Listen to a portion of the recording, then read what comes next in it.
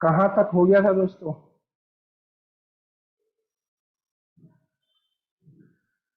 बोलो लक्ष्य।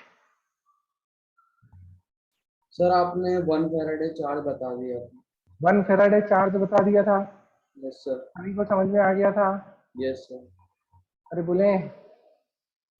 चलो, 1 फैराडे चार्ज कितने इलेक्ट्रॉन्स का चार्ज होता है? तो 1 मोल इलेक्ट्रॉन्स का चार्ज, या फिर 1 मोल प्रोटॉन्स का चार्ज। बस प्रोटॉन से तो प्लस साइन लेना है, इलेक्ट्रॉन से तो माइनस साइन लेना है। सुन लिया सबने? प्रोटॉन है तो प्लस में लेना है। और 1 फैराडे चार्ज आएगा कितना? 96500 कूलम। कितना लेना है दोस्तों? अप्रोक्स में 96500 कूलम। यहाँ तक कोई समस्या तो नहीं किसी को भी? लॉक कर दें। फिर मैंने ये बताया था कि इलेक्ट्रॉन यदि लूज करते हैं, इलेक्ट्रॉन लूज करेंगे तो चार्ज क्या आएगा बेटा? पॉजिटिव। और इलेक्ट्रॉन गेन करेंगे तो चार्ज क्या आएगा? नेगेटिव। सुन रहे हो? यहाँ तक कोई समस्या तो नहीं किसी को भी? लॉक कर दें। चलो, फिर मैंने कल बताए थे मिक्सचर, एलिमेंट, ये सब बताए थे। प्योर सब्सटेंस और मिक्सचर, तो उसमें एलिमेंट बताए थे, कंपाउंड बताए थे। ठीक है, चलो। फिर रिलेटिव एटॉमिक मास बताया था। अरे एग्जांपल दिया था, स्टैंडर्ड मैंने बताया था, उसके रिस्पेक्ट में अपन निकालते हैं। अरे बोले। एटॉमिक मास ऑफ यूनिट बताया था, एटॉमिक मास बताया था, ग्राम एटॉमिक मास बताया था। ठीक है, सुन रहे हो सब? ग्राम एटॉमिक मास बताया था ना, 1 मोल मास। चलो, यहाँ तक कोई दिक्कत तो नहीं किसी को भी? फिर मॉलिक्यूल बताया था, मैंने कहा था smallest particle of matter which exist in nature, exist in nature, तो वो क्या कहलाएगा बेटा? मॉलिक्यूल कहलाएगा। ठीक है, मॉलिक्यूलर मास भी बता दिया था, ग्राम मॉलिक्यूलर मास भी बता दिया था। जैसे H2SO4 का एग्जांपल लिया था, 98U, और AMU बताया था, तो वो एक मॉलिक्यूल का मास था, और 98 ग्राम वो 1 मोल का मास था। सुन रहे हो सब? अरे बोले। फिर मैंने कहा था आज स्टार्ट करेंगे the law of chemical combination. क्या स्टार्ट करेंगे? The law. एक मिनट, मेरे को ये बताओ, वो करवा दिया था कि मास ऑफ मिक्सचर? चलो पहले हेडिंग डाल लो बेटा, mass of mixture, molecular mass of mixture, या मॉलिक्यूलर मास ऑफ मिक्सचर।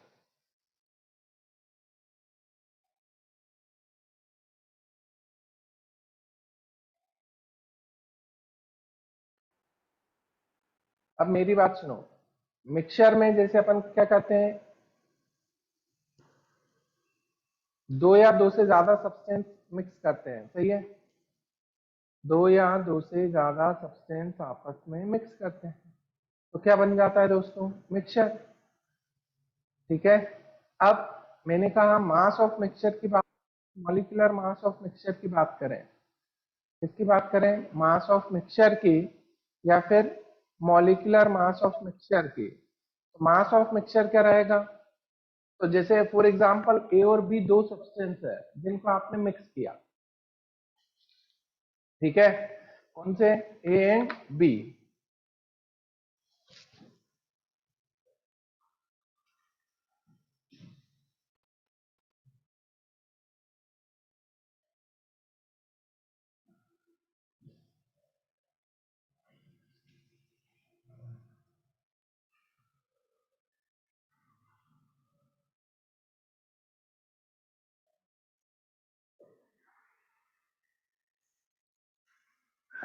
एक मिक्सचर प्रिपेयर किया अपन ने ए और बी से, तो एक मिक्सचर ये बना। इसमें क्या था? ए एंड बी, दो सब्सटेंस थे, ये मिक्सचर। ठीक है, अब जैसे मास ऑफ मिक्सचर की बात करें, तो मास ऑफ मिक्सचर क्या रहेगा बेटा? मास ऑफ मिक्सचर, अभी मॉलिक्यूलर मास ऑफ मिक्सचर की बात नहीं कर रहा हूं, mass of mixture is equals to क्या रहेगा? Mass of A plus mass of B.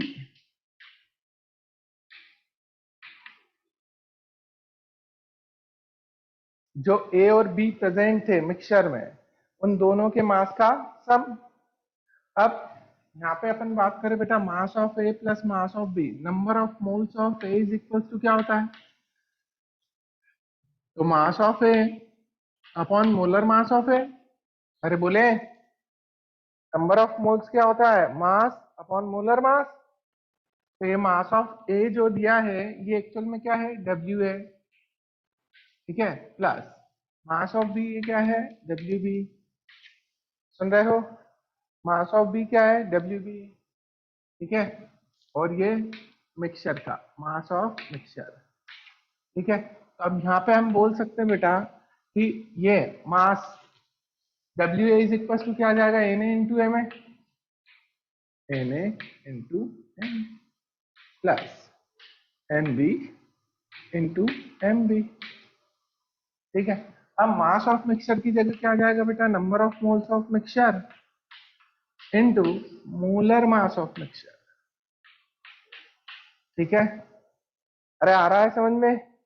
कोई दिक्कत तो नहीं किसी को भी? मास को अपन किस में चेंज कर सकते हैं? मोल और मोलर मास के टर्म में ले सकते हैं। क्यों? क्योंकि हमें मिक्सचर का भी क्या निकालना है? Molar mass. क्या निकालना है? Molar mass. सुन रहे हो सब? कोई दिक्कत किसी को भी? ये पॉइंट समझ में आ गए सभी को? चल,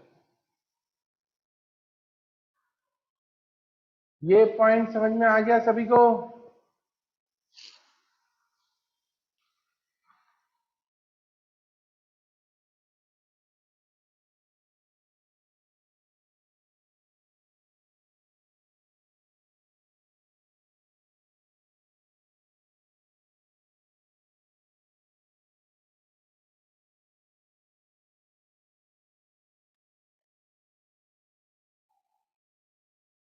बोलो वेदांत। दोस्त उस साइड आपकी तरफ से आवाज नहीं आ पा रही है। एक मिनट एक मिनट एक मिनट।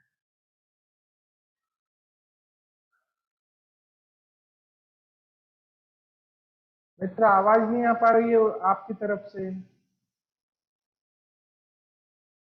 अभी भी नहीं आई। वो ईयरफोन वाला प्लग पिन निकाल दीजिए।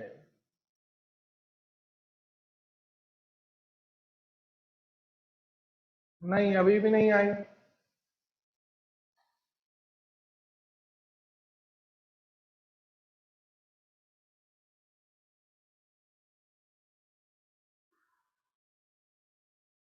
अनम्यूट करो अपने आप को उधर से।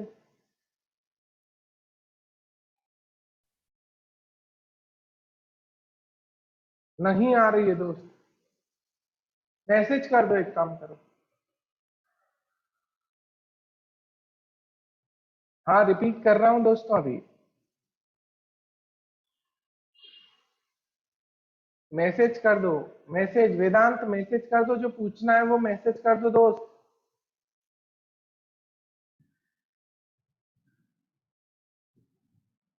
आवाज नहीं आ रही है आपकी। इधर से तो मैंने दे चेक कर लिया, यहाँ से तो फुल है साउंड।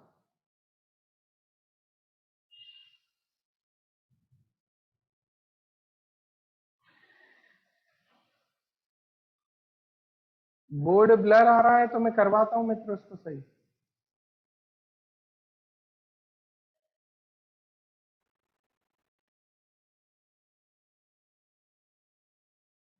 सुनो, सबसे पहले मैं बात कर रहा था अभी।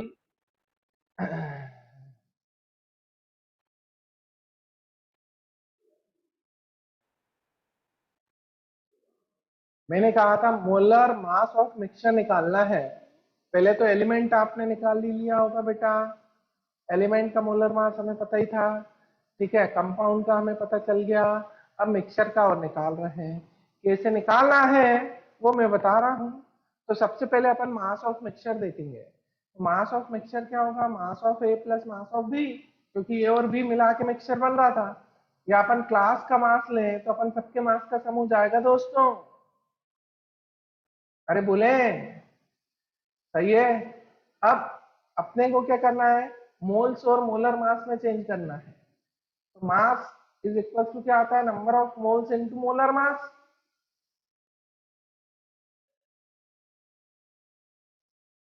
सही है? अरे बोले, number of moles into molar mass. ठीक है, तो अपन ने लिया mass of A is equal to, हम बोल सकते हैं number of moles of A into molar mass of A. Mass of B is equal to ले सकते हैं number of moles of B into molar mass of B. ऐसे mixture के लिए ले सकते हैं दोस्तों, क्या मास ऑफ मिक्सचर की जगह अपन क्या रख सकते हैं, number of moles of mixture into molar mass of mixture. ठीक है, यहाँ तक कोई दिक्कत तो नहीं किसी को भी? लॉक कर दे। चलो अब मेरी बात सुनना, number of moles of mixture क्या रहेगा, जैसे ए का मास, तो ए का मास यहाँ पे डब्ल्यू ए था, बी का मास डब्ल्यू बी था, number of moles N A थे, number of moles N B थे। समझ रहे हो? अरे आ रहा है? अब मिक्सचर के लिए बात करें तो मास ऑफ मिक्सचर क्या था, W mixture, number of moles of mixture, तो ये एक्चुअल में क्या हो जाएगा, एन ए प्लस एन बी, क्योंकि ए और बी मिला रहे हैं तो टोटल मोल्स ऑफ मिक्सचर क्या आएगा, एन ए प्लस एन बी। तो एन मिक्सचर की जगह मैं क्या रख सकता हूँ बेटा, एन ए प्लस एन बी, क्योंकि दोनों के मोल्स थे ना, तो टोटल मोल्स ऑफ मिक्सचर आ जाएगा।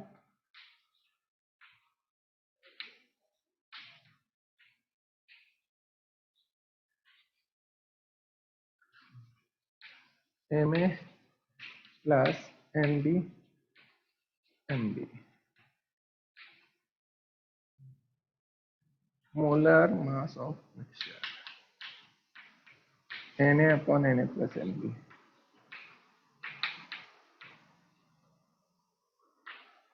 एम ए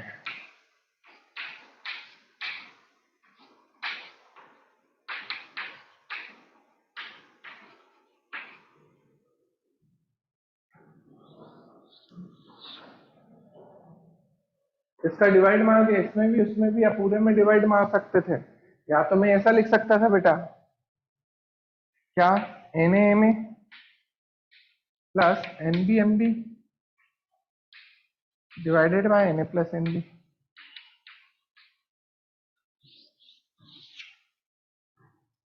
ठीक है, अरे बोले,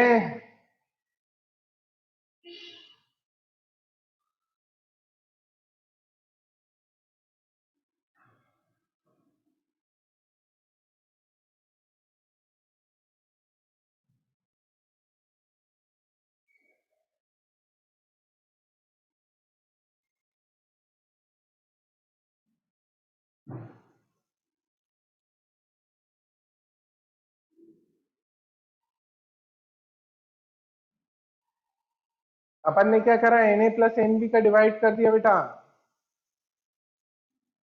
ऊपर वाली इक्वेशन में देखो, ये नीचे जो ब्रैकेट में बंद है उससे ऊपर वाली इक्वेशन में, वहां पे एन ए प्लस एन बी किस साइड था, ये है। अब इसका डिवाइड कर दिया तो ये वाली इक्वेशन बन गई, फिर इसको सेपरेट कर लिया तो ये वाली बन गई। ठीक है,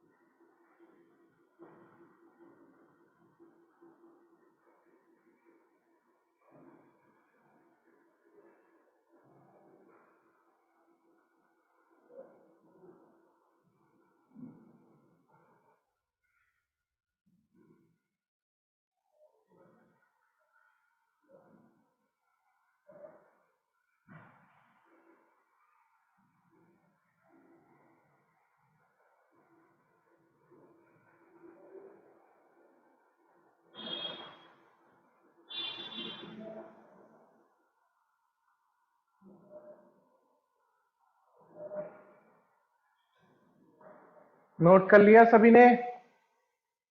अब एग्जांपल लो बेटा, जैसे Cl की बात करें, Cl क्लोरीन, तो क्लोरीन के आइसोटोप प्रेजेंट होता है नेचर में, एक 35 वाला और एक 37 वाला।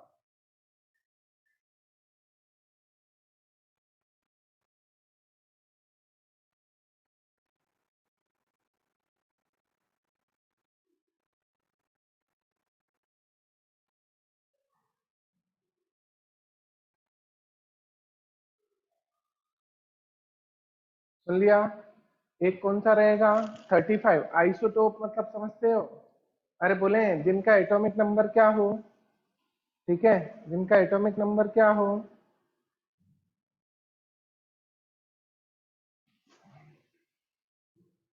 जैसे Cl की बात कर रहा हूं, एटॉमिक नंबर 17,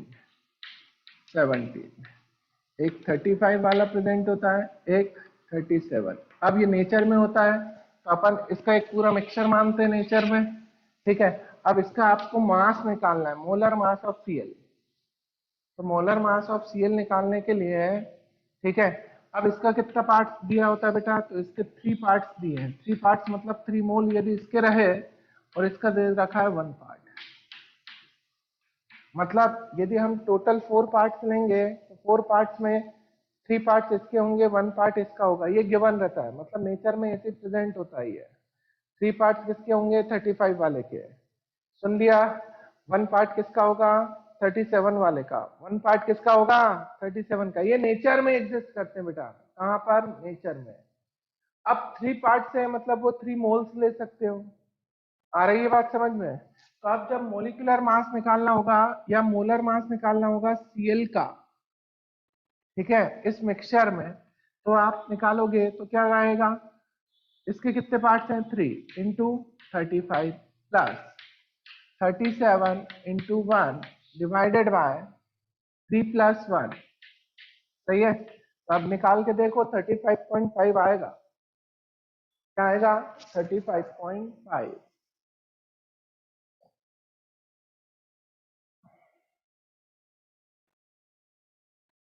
इसको एक तो ऐसे अप्लाई कर सकते हो, ठीक है। दूसरा क्या?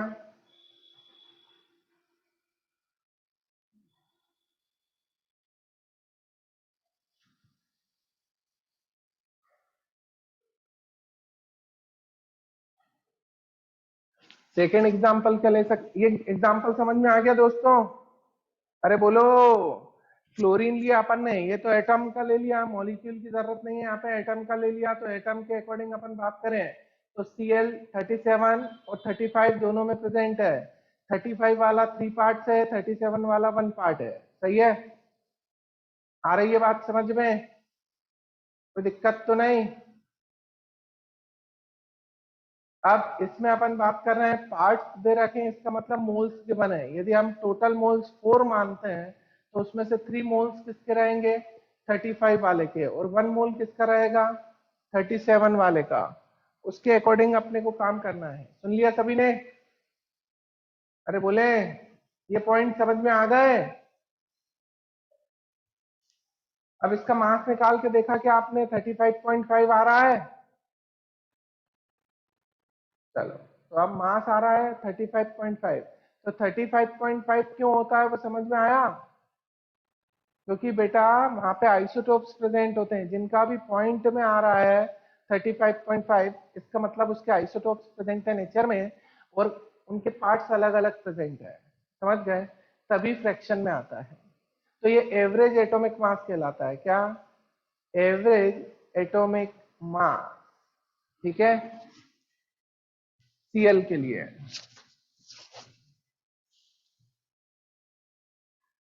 अब सेकेंड अपन लेते हैं, जैसे कोई भी दो गैस प्रेजेंट है, एक ले लिया अपन ने CO, और दूसरा कोई भी एक गैस ले लेते हैं, या फिर H2 और N2 ले लेते हैं। चलो, 1 मोल CO का ले लिया, ठीक है, और 4 मोल्स, ठीक है, H2 ले लिया। 1 मोल क्या ले लिया? CO, और 4 मोल्स क्या ले लिए? H2 गैस के। तो अब मोलिकुलर मास ऑफ मिक्सचर निकालना है, निकाल सकते हैं बेटा? अरे बोले, निकालें मॉलिक्यूलर मास ऑफ मिक्सचर। ये मिक्सचर बन गया है। मिक्सचर क्यों बन गया है? क्योंकि एक से ज्यादा सब्सटेंस है डिफरेंट।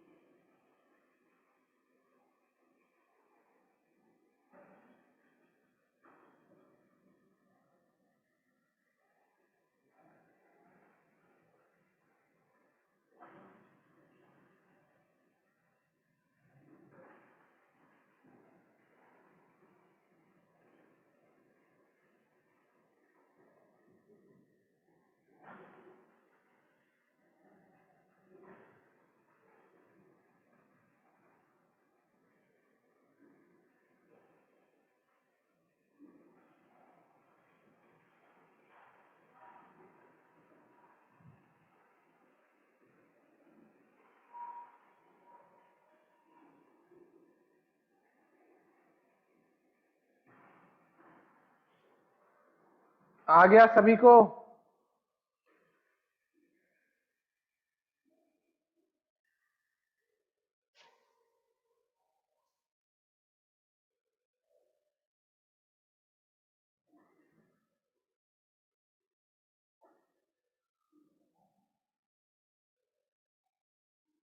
बेटा आंसर की यूनिट नहीं, यहाँ पे अपन मोले, देखो ये क्या है, एक्चुअल में फ्रैक्शन है पार्ट्स के बेसिस पे, तो मास तो ग्राम में ही आएगा। जितनी बार भी मास पूछा जाए वो काय में लेना है, ग्राम्स में।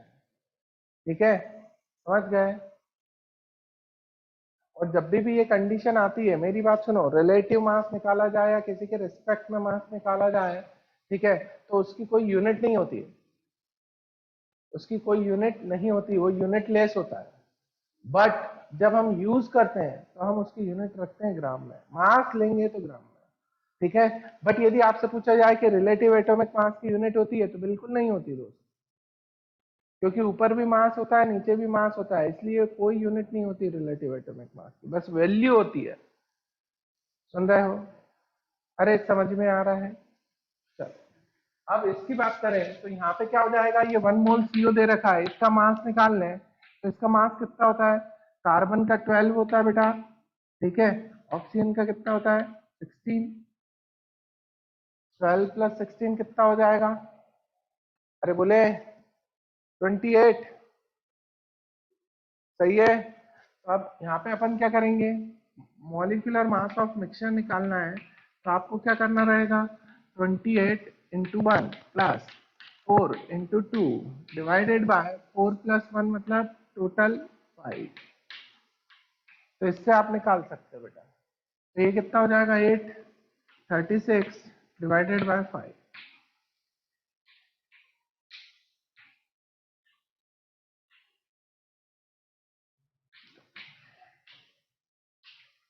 अब इसकी यूनिट क्या रखेंगे, ग्राम। आ रहा है समझ में सभी को? कोई दिक्कत तो नहीं? चल अब हेडिंग डालना बेटा, law of chemical combination. Law of chemical combination.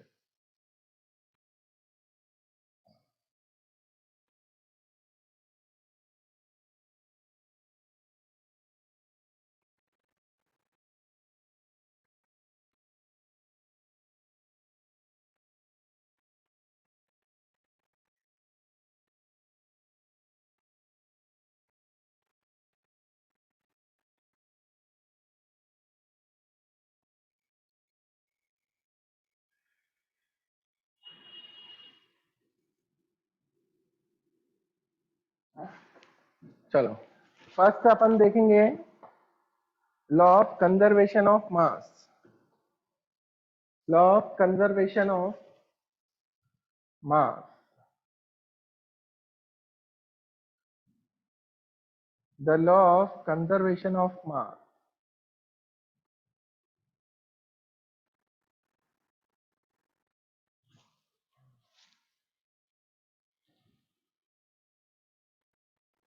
इसका मतलब कोई भी मास क्या रहेगा बेटा, कंजर्व रहेगा, मतलब एक दूसरे में कन्वर्ट हो सकते हैं। मास जो रहेगा हमेशा कंजर्व रहेगा।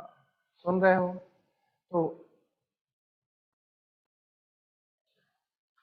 इसमें नोट करें, it states that matter can नाइ it states that matter can neither be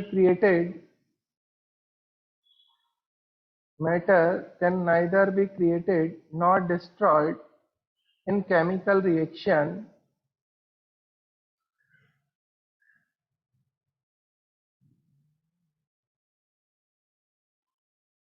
nor destroyed in chemical reaction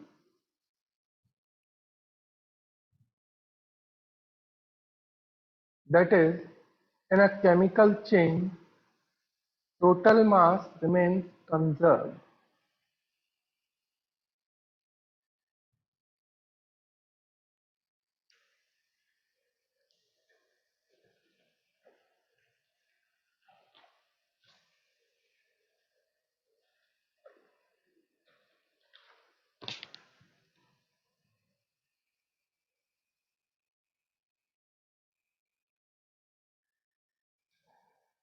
That is in a chemical chain total mass remains conserved। मतलब यदि कोई रिएक्शन बेटा कंप्लीट होती है, क्या होती है? कंप्लीट। सुन रहे हो? क्या होती है? कंप्लीट। तो उस केस में याद रखना मित्रों कि जितना मास अपन बात करते हैं रिएक्टेंट का लेंगे, लास्ट में प्रोडक्ट जो मिलेगा आपको उसका मास भी उतना ही रहेगा जितना रिएक्टेंट का था। सुन रहे हो? जितना मास हम किसका लेंगे? रिएक्टेंट का। स्टार्टिंग में जब रिएक्शन कंप्लीट हो जाएगी, रिएक्टेंट कुछ नहीं बचेगा, प्रोडक्ट मिल रहा है, तो उस टाइम पे जब टोटल मास करेंगे तो वो वही रहेगा जो रिएक्टेंट का मास। इसका मतलब मास क्या रहेगा मित्रों? कंजर्व। आ रही है बात समझ में?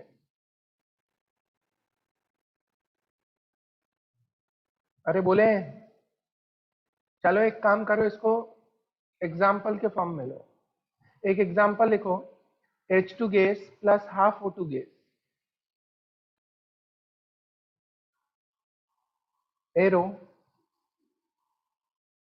H2 gas plus half O2 gas, arrow H2O liquid.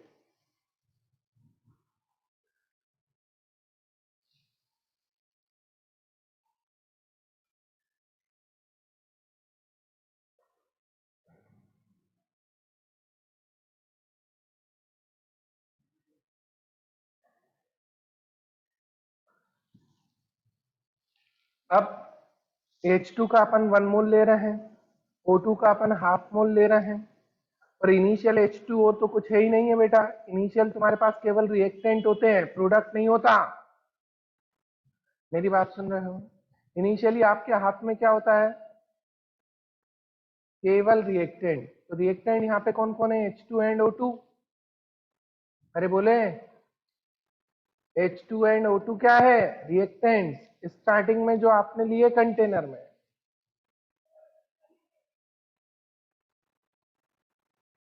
H2 का कितना लिया? 1 मोल। ठीक है। O2 का कितना लिया? Half mole. ठीक है, तो H2O का कितना बन जाएगा? 1। सही है? अरे बोलो, तो इनिशियल मास कितना हो जाएगा? टोटल मास देखो, मोल से आपको गिवन है बेटा। देखो,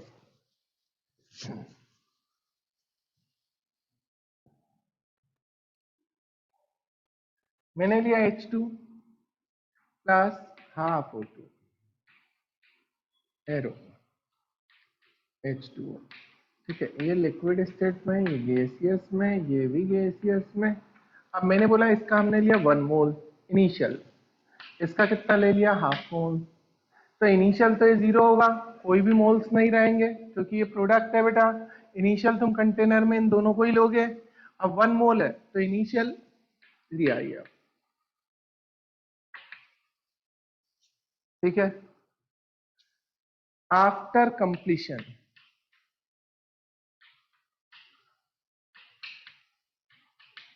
ऑफ रिएक्शन, अब कंप्लीशन हो गया मतलब क्या हो गया, ये भी 0 हो जाएगा, ये भी 0 हो जाएगा, और ये कितना मिलेगा, 1।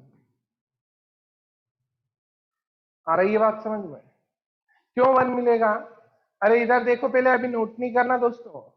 ये चलता है यहां से, यहाँ पे क्या लिखा हुआ है, 1। यहाँ पे क्या लिखा हुआ है, हाफ। यहाँ पे क्या लिखा है, 1। सुन रहे हो? यहाँ पे क्या लिखा है, 1। कुछ नहीं लिखा, इसका मतलब क्या लिखा रहता है, 1। यहाँ पे हाफ, यहाँ पे 1।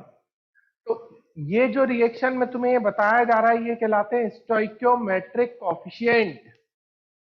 ये रिएक्शन में ये बताते हैं बस कि किसका कितना पार्ट पार्टिसिपेट करेगा, किसका कितना फॉर्म होगा, किसका कितना पार्ट पार्टिसिपेट करेगा, किसका कितना फॉर्म होगा। तो यहाँ पे 1 पार्ट इसका पार्टिसिपेट करेगा, इसका हाफ पार्ट पार्टिसिपेट करेगा, तो इसका 1 पार्ट फॉर्म होगा। सुन रहे हो? इसीलिए मैंने अभी क्या ले लिया, इसका 1 मोल लिया, इसका हाफ मोल लिया, तो इसका कितना बन रहा है बेटा, 0। ठीक है, इसका 0 बनेगा, कंप्लीट होगी 0 1। ठीक है, ये पॉइंट समझ में आया? नहीं तो सुनो, अब इसके मैंने मोल्स ले लिए ए, इसके मोल्स ले लिए बी, तो इनिशियल ये क्या रहेंगे, 0। अब ये इनिशियल लिए मैंने, पहला केस तो ये मैंने आपको बता ही दिया, फर्स्ट। अब सेकंड ध्यान देना, इनिशियल। अब इनिशियल मेरे पास ए मोल्स हैं, बी मोल्स हैं। अब इनिशियल ये थे 8 टाइम टी, मतलब बीच में कहीं पे भी रिएक्शन को रोक देता हूं। ठीक है, तो ये हो जाएगा ए माइनस, इसका कितना पार्ट पार्टिसिपेट कर रहा था, 1, तो उसके रिस्पेक्ट में मैंने ले लिया एक्स। सुन रहे हो, कितना पार्ट पार्टिसिपेट कर रहा है, एक्स। अरे बोलो, ये पॉइंट समझ में आ रहा है? इसका मैंने एक्स पार्ट पार्टिसिपेट करवाया, कितना हो जाएगा बेटा, जब ये 1 जा रहा था तो ये हाफ जा रहा था, तो ये x/2 जाएगा। सही है, जब ये 1 जा रहा था तो इसका हाफ जा रहा था, जब इसका x पार्ट पार्टिसिपेट करेगा तो इसका कितना करेगा, x/2। अब ये बनेगा कितना, तो ये 1 पार्ट बन रहा था, तो यहाँ पे ये क्या बन जाएगा, ये पॉइंट समझ में आया सभी को? नहीं आया तो फिर से सुनो बेटा, मेरी बात सुनो। आपके पास कोई भी चीज है, फॉर एग्जाम्पल आपने ले लिया, जैसे पेन है आपके पास सपोज, ठीक है। अब आपके फ्रेंड्स यदि मिलते जा रहे हैं, आपने एक को दिया, फिर दूसरे को दिया, फिर तीसरे को दिया, टोटल आपके पास पेन कितने थे, 10। और आपने क्या किया, 4 फ्रेंड्स में बांट दिया, ठीक है, या 5 में उनको इक्वली डिस्ट्रीब्यूट कर दिया, 2 2 2 2 दे दिए। तो इनिशियल आपके पास पेन कितने थे, 10 थे। सही है, इनिशियल कितने थे, 10। अब मैं ये बोल रहा हूं कि पहले फ्रेंड को देने के बाद कितने बचे, तो फर्स्ट फ्रेंड को यदि दे रहे हैं हम, तो कितने दे रहे हैं, 2 दे रहे हैं, तो रिमेनिंग आपके पास बचेगा कितना, 8 बचेगा। अरे बोले टोटल 10 थे, 10 में से आपने 2 दे दिए, तो बचेगा कितना, 8। फिर एक और को दे दिए 2, तो अब बचेगा कितना, 6। फिर एक और को दे दिए 2, तो अब बचेगा कितना, 4। ऐसे ही बेटा यहाँ पे चलते हैं। तो इनिशियल मैंने बोला इसके पास मोल्स ए है, इसके पास बी है, अब कुछ भी हो सकते हैं, वो 1 हो सकता है, 0.1 हो सकता है, 5 हो सकता है, 10 हो सकता है, 20 हो सकता है। तो इनिशियल मैंने ये ले लिया, यहाँ पे इनिशियल क्या ले लिया बेटा, बी, तो ये क्या रहेगा, 0। ठीक है, क्योंकि इनिशियल आपके पास प्रोडक्ट नहीं है अभी, कंटेनर में केवल क्या प्रेजेंट है, रिएक्टेंट्स। अब इसका कितना पार्ट जाएगा, तो वो यहां से समझ में आएगा, ये 1 पार्ट है, ये 1/2 है, ये 1 है, तो मैंने बोला इसका यदि 1 पार्ट पार्टिसिपेट करता है तो इसका 1 पार्ट बनता है, तो इसका x पार्टिसिपेट करेगा तो इसका भी कितना बनेगा x, इसका कितना पार्टिसिपेट करेगा x/2। तो इनिशियल आपके पास जितने मोल्स थे उसमें से x/2 रिमूव कर दिया बेटा, यहाँ पे x रिमूव कर दिया, तो यहाँ पे ये बना क्या x। आई बात समझ में? अरे बोले, चलो अब इसका और ले अपन एक इनफाइनाइट टाइम। अब इनफाइनाइट टाइम पे अपन ये मानते हैं कि रिएक्शन क्या हो गई है, कंप्लीट। रिएक्शन क्या हो गई दोस्तों, कंप्लीट हो गई। समझ गए? अब रिएक्शन कंप्लीट हो गई है तो आपको ये मानना है कि ये भी 0 रहेगा, ये भी 0। अब होगा ये जरूरी नहीं है, पर इसको अभी ऐसे मत देखो क्योंकि वो मोल्स भी डिपेंड करेगा।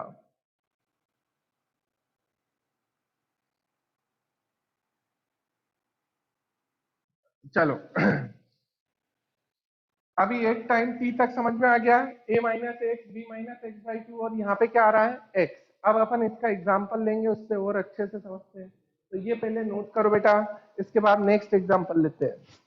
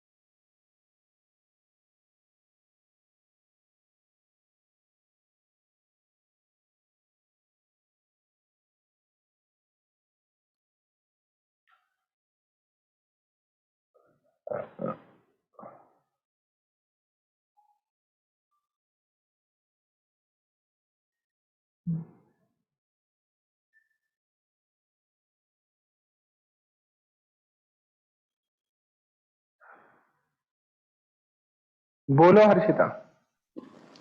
सर जैसे ये एट टाइम टी वाली, उसमें ए में से हमने x सब्सट्रैक्ट किया और b में से x-2, तो प्रोडक्ट में हमारे पास अकेला x क्यों बचा? मतलब जैसे अगर x और x/2 दोनों सब्सट्रैक्ट किए थे तो वो मुझे कंफ्यूजन हो रही है थोड़ी सी कि अच्छा, वहां। हाँ बेटा, तेरे को नहीं, बहुत सारों को कंफ्यूजन होती है। मेरी बात समझ इसको। सबसे पहले रिएक्शन को देख, इसमें रिएक्शन क्या बोल रही है वो बता। सर कि एक मोल H2O का लिया था प्लस हाफ मोल O2 के। वन H2 है तेरे पास, वहां पे रिएक्शन हाँ बोल, 1 मोल मत बोल अभी। हाँ, ये अच्छा रिएक्शन H, क्या था? हाँ H2 प्लस हाफ O2 फिर H, फिर वो गिव्स फॉर्म करेगा H2O, H2O। सही है। हाँ, हाँ गिव्स H2O, यही है। हाँ तो अब H2 का कितना पार्ट पार्टिसिपेट कर रहा है बेटा? सर, मतलब 1 मोल। हाँ, 1 मोल नहीं, 1 पार्ट। अभी आज मोल वन तो अपना पार्ट आगे आगे, तो 1 पार्ट पार्टिसिपेट करता है। तो हाँ, O2 का कितना पार्ट पार्टिसिपेट करता है? Half part. Half part. तो हाँ, H2O का कितना बनता है? यहाँ तो मतलब इसके हिसाब से तो बनता है तो 1 बनता है। 1 बनता है। मेरी हाँ बात समझ रहा है? ये स्टोइकियोमेट्रिक कोफिशिएंट है, ये बताते हैं कि रिएक्शन में किसका कितना पार्ट पार्टिसिपेट करेगा, किसका कितना पार्ट फॉर्म होगा। ठीक है, अच्छा सर, ठीक। आ हाँ गई बात समझ में? तेरे हाँ को सर। और कहीं नहीं चलना, पर पहला पॉइंट याद रखना कि ये जो तू कॉन्सेप्ट लगा है, ये उनमें लगाना है जो रिएक्शन बैलेंस्ड है, जो रिएक्शन बैलेंस्ड के बैलेंस्ड। इक्वेशन में ही हम ये अप्लाई करेंगे। सुन लिया? हाँ इसमें सर, बैलेंस के बैलेंस्ड में। रिएक्शन में ही हम अप्लाई करेंगे। सुन रहे हो सभी? चलो, ये पॉइंट समझ में आ गया दोस्तों?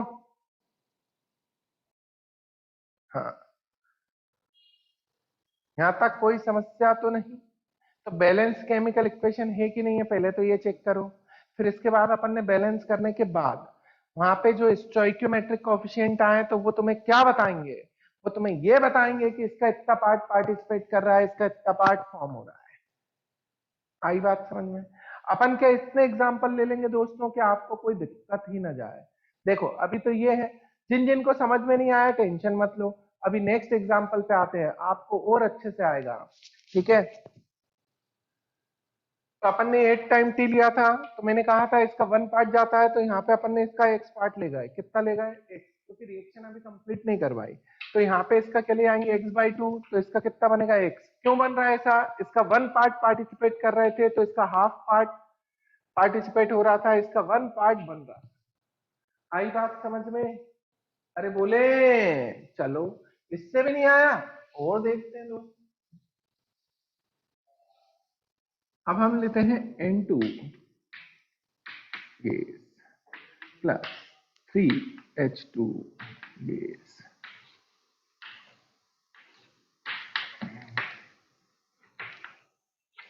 ठीक है, आई बात समझ में? अरे बोले, N2 gas plus 3H2 gas gives 2NH3। अब रिएक्शन बैलेंस है कि नहीं है वो देखें। तो इधर नाइट्रोजन कितने बेटा? 2। हाइड्रोजन यहाँ पे टोटल कितने हो गए? 6। अरे बोले यार, नाइट्रोजन 2 है, हाइड्रोजन 6 हो रहा है। इसको मैं ऐसा भी लिख सकता था, H2 plus H2 plus H2, 3H2 का मतलब यही होता है। अरे बोले, दो हाइड्रोजन दो हाइड्रोजन दो हाइड्रोजन 6 हो रहा है, या फिर जो 3 लिखा है इसमें मैंने 2 का मल्टीप्लाई करके 6 कर दिया, कोई दिक्कत? तो यहाँ पे मल्टीप्लाई होता है, ऐड नहीं होगा। ये सुन लिया सभी ने? आ गई बात समझ में? चलो, 3 इंटू 2 6 हाइड्रोजन हो गए, नाइट्रोजन 2 हो गए। अब यहाँ पे नाइट्रोजन कितने हो रहे हैं? 2। हाइड्रोजन कितने हो रहे हैं? 6। मतलब ये रिएक्शन बैलेंस्ड है। ये रिएक्शन क्या है दोस्तों? बैलेंस। सही है। अब यदि मैं आता हूं स्टोइकोमेट्री में, तो इसका 1 पार्ट पार्टिसिपेट करेगा, तो इसके कितने पार्ट्स करेंगे? इसका 1 पार्ट करता है, तो इसके 3 पार्ट्स करेंगे, तो इसके कितने बनेंगे? 2 पार्ट्स। आई बात समझ में? ये रिएक्शन जो बैलेंस्ड केमिकल इक्वेशन है, जो आगे लिखे रहते हैं, वो कहलाते हैं स्टोइकियोमेट्रिक कोएफिशिएंट। ये बताते हैं कि रिएक्शन में किसका कितना पार्ट पार्टिसिपेट करेगा रिएक्टेंट साइड में, और प्रोडक्ट साइड में ये बताते हैं कि किसका कितना पार्ट फॉर्म होगा। सुन लिया? यदि इसका x पार्ट पार्टिसिपेट करे, तो इसका कितना पार्ट जाएगा? 3x part. तो इसके कितने फॉर्म होंगे? 2x part. आ रहा है कि नहीं समझ में? अरे बोले, तो जब मैं इसके इनिशियल मोल्स ले लेता हूं, मैंने सपोज 5 मोल्स ले लिए, कितने? 5। अब मैं इसके कुछ भी ले लेता हूं, इसके मैंने 10 मोल्स ले लिए, ये गिवन है, ये क्वेश्चन है और ये गिवन है आपको, ठीक है। इसके 5 मोल्स है, इसके 10 मोल्स है, ठीक है दोस्तों, कोई दिक्कत तो नहीं। तो इनिशियली ये क्या रहेगा बेटा, 0।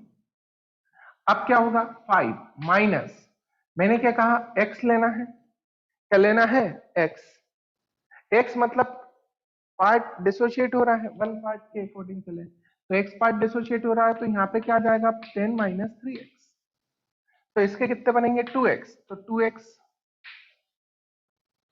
आ रही बात समझ में, अरे बोलो, ये बात समझ में आई। इनिशियल इसके 5 मोल्स ले लिए, इसके 10 मोल्स। अभी तक तुम लोगों ने ये देखा होगा कि इसका 1 मोल ले लिया, इसका 3 मोल, जरूरी नहीं है बेटा, मेरी इच्छा मुझे कितने मोल्स देना है।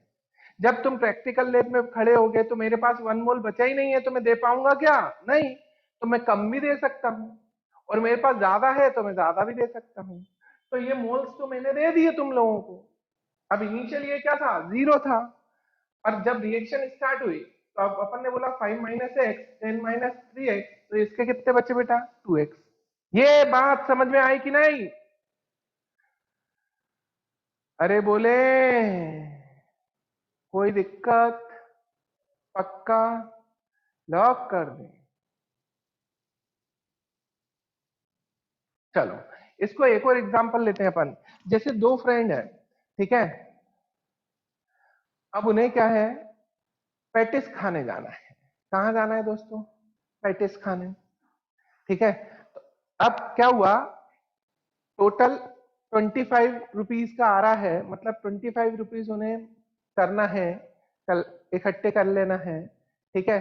अब एक ने 15 दिए, एक ने 10 दिए, एक ने कितना दिया, 15, एक ने 10, सही है। और पेटिस दोनों को ही बहुत फेवरेट है, मतलब ये मान के चलो। तो अब कंडीशन क्या आएगी, जिसने 15 दिए वो बोलेगा मेरे को ज्यादा पार्ट चाहिए, और जिसने 10 दिए उसको क्या मिलेगा, कम पार्ट, सही है।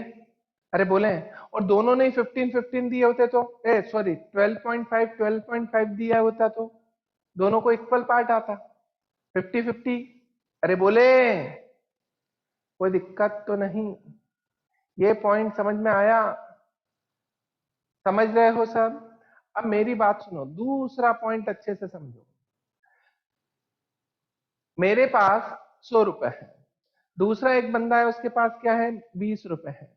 अब हम दोनों यदि शेयरिंग पे आए तो हम कितने कितने की शेयरिंग करेंगे बेटा, 20-20 की करेंगे, क्योंकि उसके पास तो 20 ही है ना, मैं ज्यादा क्यों दूं, मैं भी उतने ही दूंगा। तो मैंने 20 दिए, उसने भी 20 दिए।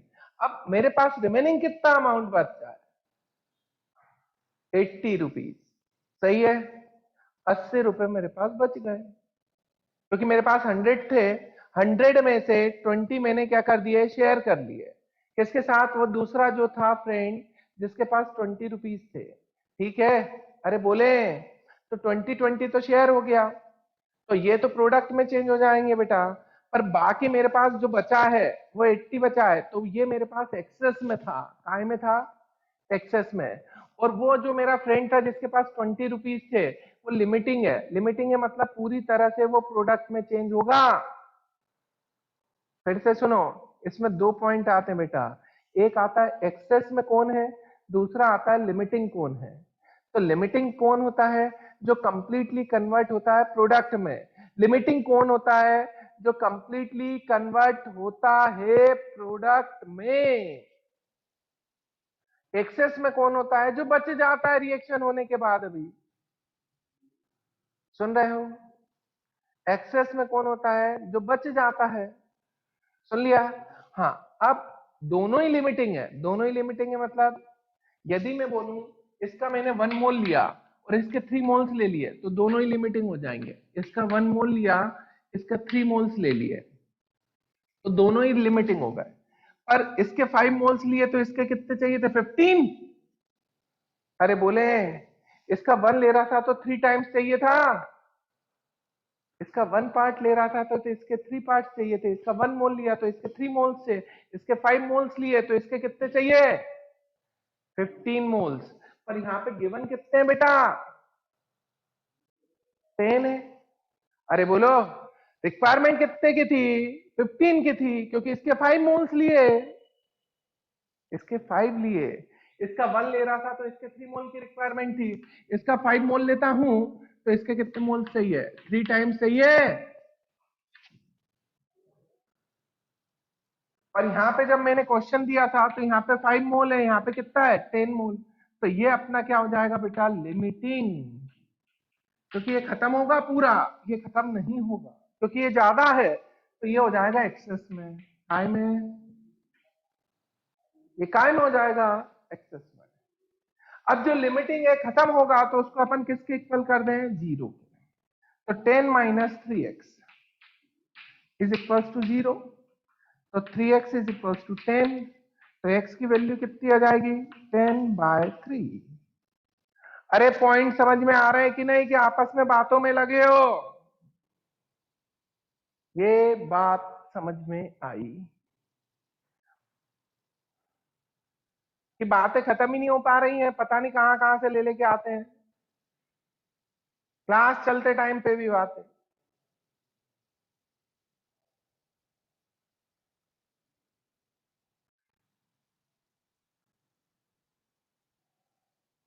और वीडियो ऑन करो भैया सब।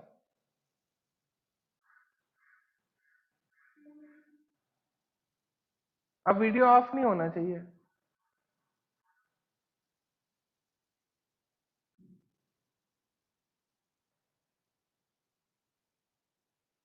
चलो, लिमिटिंग मतलब बेटा, लिमिटिंग और एक्सेस दोनों की बात करें तो लिमिटिंग की बात करें, इसका मतलब क्या होता है? जो लिमिटिंग है, समझ गए, लिमिट में है, मतलब वो पूरी तरह से किस में कन्वर्ट होगा? प्रोडक्ट में। वो पूरी तरह से किस में कन्वर्ट होगा? प्रोडक्ट में। सुन लिया? अरे बोले, लिमिटिंग मतलब वो होता है। अब चेक कैसे करेंगे विजयन सर, ये लिमिटिंग कैसे देखेंगे? तो लिमिटिंग देखने का सबसे सिंपल तरीका क्या है? तो हमने बोला था अभी, जैसे कि 1 मोल N2 चाहिए, 3 मोल H2 चाहिए। 1 मोल क्या चाहिए? N2, 3 मोल्स क्या चाहिए? H2। मतलब 1 मोल N2 और 3 मोल्स H2, तो इसका 1 पार्ट चाहिए, उसका 3 पार्ट चाहिए। अरे बोले, एक का क्या चाहिए? 1 पार्ट, एक का क्या चाहिए रहेगा? 3 पार्ट। एक का 1, एक का 3। अब मैंने क्वेश्चन दिया था, उसमें मैंने लिए 5 मोल्स, किसके? N2 के। तो मुझे 15 मोल्स की रिक्वायरमेंट थी, काय के? H2 के। सुन रहे हो?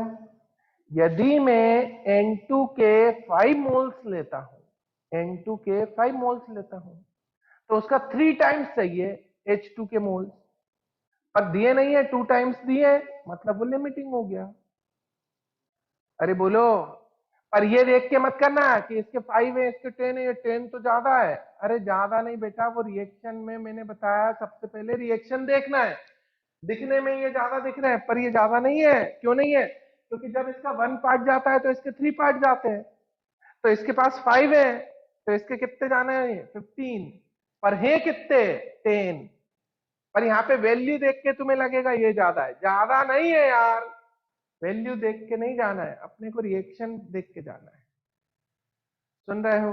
अपने को क्या देख के जाना है? रिएक्शन देख के। यदि मैं इसके 5 मोल्स लेता हूं, इसके 5 मोल्स लेता हूं, तो इसके 15 चाहिए थे, पर हैं कितने? 10। आ रही है समझ में? तो इसलिए हम इसको क्या बोलेंगे बेटा? लिमिटिंग। क्या बोलेंगे? लिमिटिंग। और जो ज्यादा बच जाएगा वो रहेगा एक्सेस में। अब मैंने क्या बताया? x की वैल्यू यहाँ पे 10/3 है, यहाँ पे रख दो 10/3, तो 5 माइनस 10/3, तो आ जाएगा कितना? 15 माइनस 10। अरे एलसीएम ले लोगे? 15 माइनस 10, तो ये आ जाएगा कितना? 5/3। आ रहा है समझ में? 5/3 बचेगा इसका। कोई दिक्कत तो नहीं? लॉक कर दें? अब ये बनेगा कितना? तो 2 इंटू 10/3, 20/3 फॉर्म होगा। ये कितना बनेगा बेटा? 20/3 फॉर्म होगा। ये पॉइंट समझ में आ रहा है? क्योंकि अभी तक तुम लोगों ने क्या किया है, मेरी बात सुनो बेटा, इसका 1 मोल दे दिया, इसका 3 मोल दे दिया, जैसे जैसे ये लिखा है, और कर देते थे। पर अब मैं तुम्हें वो कॉन्सेप्ट बता रहा हूं कि जिससे तुम सारी रिएक्शंस को आराम से कर पाओ। बस तुम्हारे पास कॉन्सेप्ट होना चाहिए। कॉन्सेप्ट क्या रहता है कि ये जो बताते हैं ये बताते हैं कि ये कितने पार्ट किसके रिक्वायरमेंट है, मतलब कितने की रिक्वायरमेंट है और कितने फॉर्म होना है। समझ गए? अभी तक हम 10th तक क्या करते आ रहे हैं कि इसका 1 मोल ले लो, इसका 3 मोल ले लो तो इसके 2 मोल बन जाएंगे। समझ गए? अब पर वो नहीं चलेगा। अब हम बोलेंगे कि इसका हमने 1 पार्ट लिया, इसके 3 पार्ट लिए तो इसके 2 पार्ट्स बन रहे हैं। जब मैं इसके 5 मोल्स लूंगा तो इसके 15 की रिक्वायरमेंट है। पर दिए कितने हैं? 10 दिए हैं, मतलब ये लिमिटिंग है। दूसरा तरीका भी बताता हूं लिमिटिंग देखने का, कि लिमिटिंग कैसे देखोगे। अरे आ रहा है समझ में यहां तक?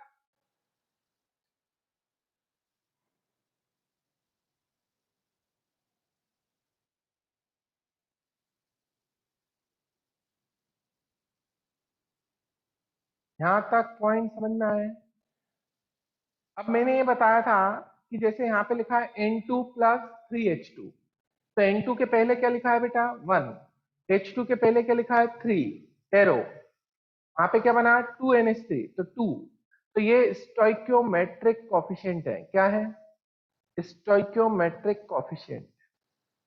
तो आपको जो भी मोल्स गिवन, जो भी मोल्स गिवन है, डिवाइडेड बाय स्टोइकियोमेट्रिक कोफिशिएंट कर देना। फिर से सुन लो, जो भी मोल्स गिवन है डिवाइडेड बाय स्टोइकियोमेट्रिक कोफिशिएंट। ठीक है? और वैल्यू सेम आ जाए। मैंने क्या किया, यहां पे गिवन मोल्स कितने थे? 5। इसका स्टोइकियोमेट्रिक कोफिशिएंट कितना है? 1। तो ये कितना आ जाएगा? 5। यहाँ पे 3 था स्टोइकियोमेट्रिक कोफिशिएंट, मोल्स कितने थे? 10, तो 10/3। ठीक है? अब जो भी वैल्यू जिसकी भी कम आए, जिसकी वैल्यू कम आए वो लिमिटिंग होगा। फिर से सुन लो, जिसकी वैल्यू कम आए वो लिमिटिंग होगा। लोएस्ट वैल्यू जो रहेगी वो लिमिटिंग है। और यदि सेम वैल्यू आ रही है इसका मतलब दोनों ही लिमिटिंग है। देखना है कैसे? देखो, अब मैंने क्या बोला, इसके मैंने 10 मोल्स ले लिए। कितने ले लिए बेटा? 10। और इसके 30 मोल्स ले लिए। इसके कितने ले लिए? 30 मोल्स, इसके 10 मोल्स। तो अब अपन क्या कर रहे हैं? 10 डिवाइडेड बाय 1 तो 10 आ रहा है, 30 डिवाइडेड बाय 3 तो भी 10 आ रहा है। तो दोनों ही सेम आ रहे हैं। अरे बोले, दोनों। ये मोल्स कहां लिखा हूं? यहाँ पे अपन ने क्या किया? Given mole divided by stoichiometric coefficient. Given moles divided by, तो दोनों की वैल्यू क्या आ रही है? सेम। इसका मतलब ये है दोनों ही लिमिटिंग है। दोनों ही क्या है? लिमिटिंग। लिमिटिंग देखने के लिए करना क्या है? जो भी गिवन मोल्स हैं डिवाइडेड बाय स्टोइकियोमेट्रिक कोफिशिएंट, उससे जो वैल्यू आ रही है वो देखना है। ठीक है? जब हमने ये 5 मोल्स दिया था, 10 मोल्स दिया था, तो 5/1 किया, 10/3 किया, तो जो लोएस्ट वैल्यू है वो लिमिटिंग है और जो हाईएस्ट वैल्यू है वो एक्सेस में है। जो हाईएस्ट वैल्यू है वो काय में है? एक्सेस में है। आ गई बात समझ में? तो जैसे मेरे पास 100 रुपीज थे, सामने वाले फ्रेंड के पास 20 थे, हमने 20-20 मिला के शेयरिंग कर ली, तो मेरे पास एक्सेस में थे बेटा, तो 80 रुपीज बच गए। सुन रहे हो? और उसके पास तो पूरे खत्म हो गए। सुन रहे हो? तो वो लिमिटिंग हो गया, मैं एक्सेस में हो गया। इसी तरह से यहाँ पे चलता है। अभी भी किसी को डाउट है तो पूछ सकता है। एक्सेस, लिमिटिंग दोनों समझ में आए या नहीं आए? पहला पॉइंट आपको ध्यान रखना है कि रिएक्शन बैलेंस्ड होना चाहिए। रिएक्शन क्या होना चाहिए? बैलेंस्ड। फिर दूसरा, जो भी उसके आगे वैल्यू लिखी रहती है रिएक्टेंट या प्रोडक्ट के आगे, वो कहलाते हैं उसके स्टोइकियोमेट्रिक कोफिशिएंट। वो रिएक्शन में हमें ये बताते हैं कि किसका कितना पार्ट पार्टिसिपेट करेगा, किसका कितना पार्ट फॉर्म होगा। सही है? अब जरूरी नहीं है कि मोल्स वही दे दें जितने पार्ट पार्टिसिपेट कर रहे थे, जितने फॉर्म हो रहे थे उतना ही दे दें। नहीं, कुछ भी मोल्स गिवन हो तो आपको लिमिटिंग कैसे निकालना है? Given moles divided by stoichiometric coefficient. क्या करना है दोस्तों? गिवन मोल्स डिवाइडेड बाय स्टोइकियो, जैसे N2 के मोल्स मैंने 5 दे रखे हैं, तो 5/1 आ गया बेटा। H2 के मोल्स 10 दिए थे तो 10/3 आ गया। अब 10/3 की वैल्यू कम आ रही है, 5 ज्यादा आ रहा है, 5/1 था। ठीक है, तो लिमिटिंग अपने पास कौन हो जाएगा, H2। अब नेक्स्ट क्वेश्चन हमने लिया, उसमें 10 मोल्स मैंने N2 के ले लिए, 30 मोल्स H2 के ले लिए। तो मैंने 10/1 किया और 30/3 किया, तो दोनों में 10-10 आया, मतलब दोनों ही लिमिटिंग है, मतलब दोनों पूरी तरह से कन्वर्ट हो जाएंगे प्रोडक्ट में एट द एंड रिएक्शन में। ठीक है, पॉइंट समझ में आए कि नहीं सभी को? अब मास कंजर्वेशन लगा रहा हूं मैं, तो मास हमेशा क्या रहेगा बेटा, कंजर्व। चाहे स्टार्टिंग हो, चाहे एंड हो, चाहे बीच में हो, हमेशा रिएक्शन का मास क्या रहेगा, कंजर्व। ये पॉइंट समझ में आया कि नहीं दोस्तों? पक्का? लॉक कर दें? अरे बोलो यार, कोई भी डाउट है तो पूछ सकता है। और जो बच्चे बातों में लगे हैं बेटा, मूर्खों, फिर गलती मत करो, मैं कह रहा हूं, गुस्सा ना दिलाओ मेरे को।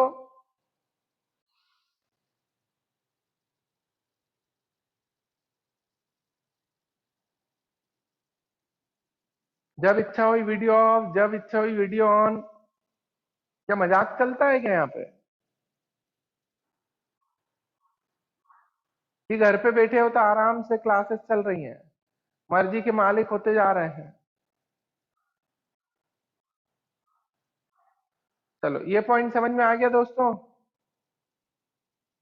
यहाँ पे किसी को भी कोई डाउट हो तो पूछ ले।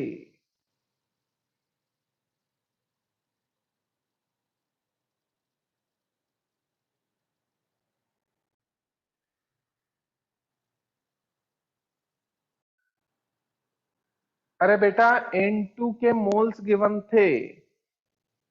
सबसे पहले तो तुम वीडियो ऑन करो बेटा। ठीक है, और अब सही से सुनो पॉइंट। मैंने कहा है जो भी गिवन मोल्स होते हैं डिवाइडेड बाय स्टोइकियोमेट्रिक कोफिशिएंट। तो जो तुमने N2 के साथ 1 लिखा है और H2 के साथ 3 लिखा है, N2 के साथ 1 और H2 के साथ 3, तो वही अपन देख रहे हैं बेटा, वो स्टोइकियोमेट्रिक कोफिशिएंट है। अब मैंने गिवन मोल्स कितने दिए थे, पहला केस ये वाला देखो, इसमें 5 मोल्स दिए थे, इसमें 10 मोल्स दिए थे। 10 मोल किसके दिए थे, H2 के, और 5 मोल्स किसके दिए थे, N2 के। समझ गए? तो इसमें स्टोइकियोमेट्रिक कोफिशिएंट का डिवाइड करो, तो रिएक्शन में बता रहा है ना वो N2 प्लस 3H2, तो N2 का 1 और H2 का 3। तो यहाँ पे अपन करेंगे 5/1, यहाँ पे करेंगे 10/3। लोएस्ट वैल्यू जो आएगी तो वो 10/3 है।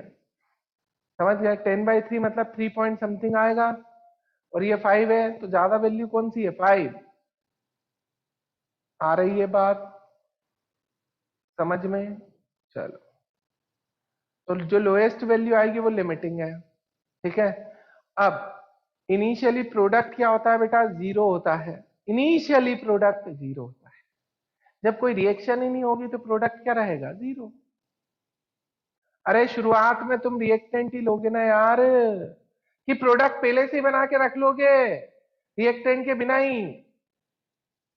तो इनिशियली प्रोडक्ट हम क्या ले लेते हैं, जीरो ले लेते हैं। हमें तो केवल रिएक्टेंट दिए थे। सुन रहे हो? आ रही है बात समझ में? ये पॉइंट समझ में आ गए सभी को? चलो, तो यहां तक कोई डाउट तो नहीं है किसी को भी दोस्तों? अब नेक्स्ट एग्जांपल लेते हैं, CaCO3, कैल्शियम कार्बोनेट।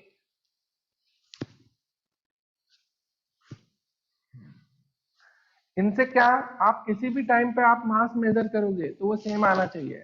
ठीक है, तो मास कैसे निकालेंगे वो तो आपको पता ही है, और नहीं तो अभी मैं बताइएगा।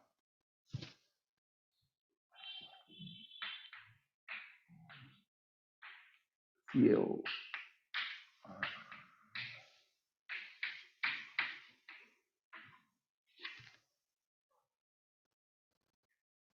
सुन रहे हो?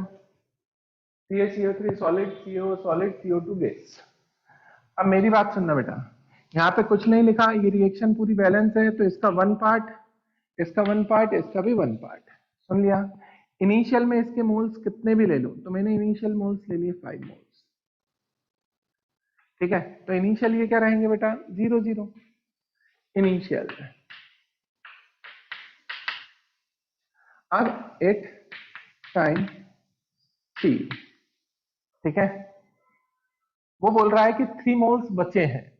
ठीक है, एट टाइम टी वो वाला टाइम जिस पर number of moles of CaCO3, number of moles of CaCO3 कितना बचा हुआ है, 3। ठीक है, तो अब यहाँ पे क्या जाएगा बेटा, 5 माइनस एक्स। सही है, यहाँ पे क्या बनेगा, x, यहाँ पे क्या बनेगा, x। अब इसको हम इक्वल किसके कर रहे हैं, 3 के, क्योंकि वो बोल रहा है वो वाला टाइम लिया। ठीक है, एट टाइम t, यहाँ पे number of moles of CaCO3 कितना मिल रहा है आपको, 3। ठीक है, तो अब क्या करेंगे, 5 minus x is equal to 3 कर देंगे, तो x की वैल्यू क्या आ गई बेटा, 2। तो ये क्या बनेगा, 2, ये भी क्या बनेगा, 2। ठीक है, आ रही बात समझ में, अरे बोलो, ये पॉइंट समझ में आया। मेरे पास मोल्स कितने आ रहे हैं, 3, एक्स की वैल्यू 2 2 आ गई। अब मेरी बात सुनो, 5 मोल्स है, तो इनिशियल मास की बात करें, तो यहाँ पे मास चल रहा है, मास यहाँ पे कितना हो जाएगा, 100 इंटू 5, तो टोटल कितना है, 500। सुन रहे हो, इनिशियल मास कितना आ रहा है, 500। अब 8 टाइम टी देखो दोस्तों, यहाँ पे मोल्स कितने हैं, 3, तो 3 इंटू 100 प्लस यहाँ पे मोल्स कितने बन रहे हैं, 2, तो 2 इंटू कितना हो जाएगा, कैल्शियम ऑक्साइड का, तो 40 प्लस 16 56 प्लस वहां पे भी 2, 2 इंटू 44। सुन रहे हो, ये मास आएगा कब, सुन रहे हो, यहाँ पे आप टोटल करके देखो कितना आना चाहिए, 500, यहाँ पे भी 500। अब at completion time, completion time, तो कंप्लीशन टाइम में क्या होता है, number of moles of CaCO3 क्या हो जाएगा बेटा, 0 के इक्वल। तो अब ये 5 minus x dash is equal to 0, तो एक्स डैश क्या हो जाएगा, 5। यहाँ पे एक्स डैश आता, यहाँ पे एक्स डैश आता, तो ये भी 5 रखाएगा, ये भी 5 रखाएगा। अब ये तो बचा नहीं है, ये तो 0 हो गया। अरे बोले, ये तो एक्स डैश है, ये तो 0 मिल रहा है ना हमें, ये एक्स डैश मिल रहा है, ये 5 हो गया, वो भी 5 हो गया। अब हम क्या करेंगे, ये तो हटा दिया, यहाँ पे क्या हो जाएगा, 56 इंटू 5 प्लस 44 इंटू 5। करो ये मल्टीप्लाई करके निकालो सब, तीनों ही केस में 500 आना चाहिए।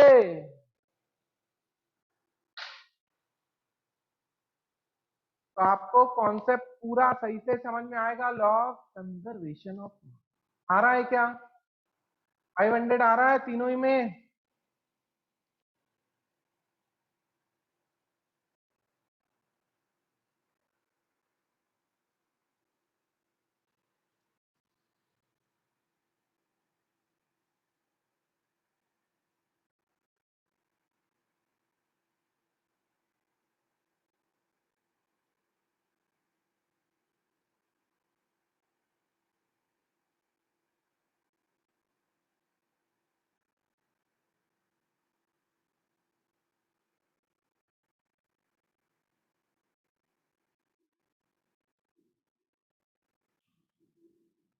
तीनों ही केस में मास 500 आ रहा है।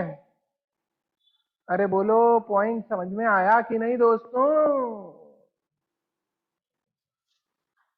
चलो, तो ये पॉइंट समझ में आ गया, कोई दिक्कत तो नहीं है किसी को भी, लॉक कर दें।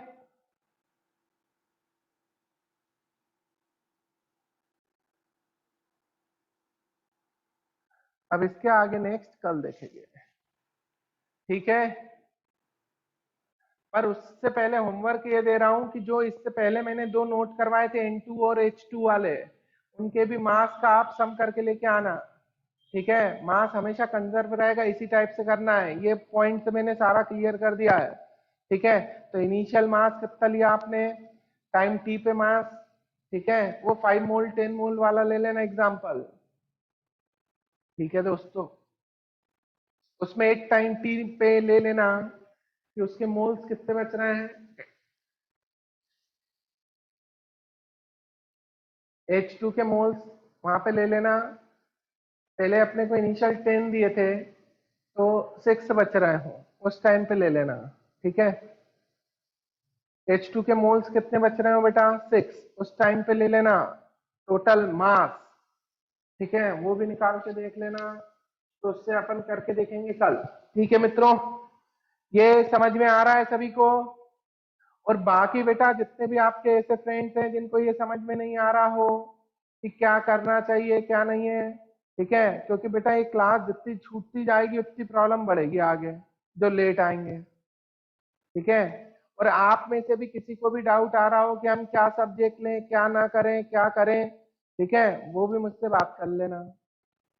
समझ गए साहब? अरे बोलो। जिसको कोई भी डाउट आ रहा हो या कोई आपका ऐसा फ्रेंड हो जिसको डाउट आ रहा है कि ये सब्जेक्ट लेना है वो सब्जेक्ट करना है ये करना है वो करना है, तो आप सभी मुझसे बात कर सकते हैं, ठीक है दोस्तों। अरे बोले चलो। और डेटा खत्म मत करना क्योंकि क्लास में डेटा यूज होता है, ठीक है। तो आप लोग क्या है, डेटा यदि खत्म कर दोगे बेटा तो कोई मतलब नहीं मिलेगा फिर क्लास का, तो इसलिए अपना डेटा बचा के रखें, ठीक है। मोबाइल से जितना दूर हो सके उतना दूर रहें, बस क्लासेस के ही टाइम पे लें मोबाइल हाथ में, नहीं तो वही हालत होगी जो अभी हुई थी, ठीक है। पढ़ाई सही से नहीं हो पाती दोस्तों फिर। Okay, bye bye.